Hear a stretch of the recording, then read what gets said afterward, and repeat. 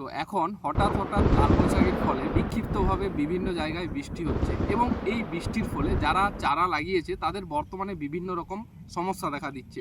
যেমন আমি যদি এই গাছটা দেখাই, দেখুন গাছটা দুদিন আগেও কিন্তু ব্যাপক সুন্দর ছিল এবং হঠাৎ করে কালকে ব্যাপক ঝড় বৃষ্টির কারণে গাছটা অনেকটা দুর্বল হয়ে গেছে। এই পরিস্থিতিতে আপনারা কি পরিচর্যা করবেন, অর্থাৎ কোন ঔষধটা এই সময় প্রয়োজন, সেটাই আজকের ভিডিওতে জানাবো। এই যে গাছটা আছে এই অবস্থায়, এই গাছটার বয়স প্রায় আপনারা ধরতে পারেন 22 থেকে 25 দিনের মধ্যে। এই অবস্থায় আপনার যে কোনো গাছ হোক না কেন, এটা আমি শশা গাছ নিয়ে আলোচনা করছি, শশা করলা একই সাথে আছে, তো শশা হোক, করলা হোক, ঝিঙে হোক বা যে কোনো লতানো সবজির এই অবস্থায় যে ওষুধগুলো বলবো সবগুলোই আপনারা ব্যবহার করতে পারবেন। এই অবস্থায় সব থেকে কাজ করবে যে ওষুধ সেটা হলো মেটালাক্সিল ও ম্যানকোজেব, যেটা খুব সহজে আপনারা বাজারে পেয়ে যাবেন এবং এটার ডোজের কথা যদি বলি, প্রতি 15 লিটার জলে 50 গ্রাম হিসাবে ব্যবহার করতে পারবেন।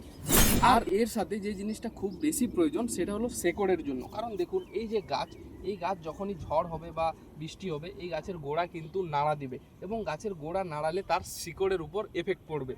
এই জন্য যে কোনো শেকড়ের ওষুধ বা শেকড় বৃদ্ধির ওষুধ আপনারা ওই ফাঙ্গিসাইডের সাথে একই সাথে ব্যবহার করতে পারেন। এই অবস্থায় পোকা বা মাকড়, থিপসের আক্রমণ তুলনামূলক কম হয়, কারণ নিয়মিত ঝড় ও বৃষ্টির কারণে পোকা জাতীয় জিনিসগুলো কিন্তু মারা যায়। আর এই গাছে এরপর সব থেকে বেশি যেটা প্রয়োজন সেটা হলো একটা পিজিআর, অর্থাৎ প্ল্যান্ট গ্রোথ রেগুলেটর। এই গাছে বা এই রকম যাদেরই গাছ আছে তারা এই অবস্থায় যে কোনো পিজিআর ব্যবহার করতে পারেন। আমি 3টি পিজিআরের নাম বলে রাখছি, যেগুলো ব্যবহার করলে খরচও কম এবং রেজাল্টও ভালো। নাম্বার 1 হচ্ছে মিরাকুলান, যেটা আপনারা সকলেই কম বেশি চেনেন, প্রতি লিটার জলে 2 ml হিসাবে ব্যবহার করবেন। তাছাড়া বায়োভিটা এক্সও প্রতি লিটার জলে 2 ml হিসেবে ব্যবহার করতে পারেন। ও 3 নম্বর হচ্ছে রিভাইটাল সুপার। এই 3টি পিজিআরের মধ্যে যেটা অ্যাভেলেবেল আছে সেটাই আপনারা ব্যবহার করবেন। তাহলে এই ঝড়ের ফলেও যে গাছটা ক্ষতিগ্রস্ত হয়েছে সেটার সঠিকভাবে গ্রোথ দিতে এই ওষুধগুলোই সাহায্য করবে। এবং এর পার্ট 2 পাওয়ার জন্য অবশ্যই আমাদের চ্যানেলটিকে ফলো করে রাখুন।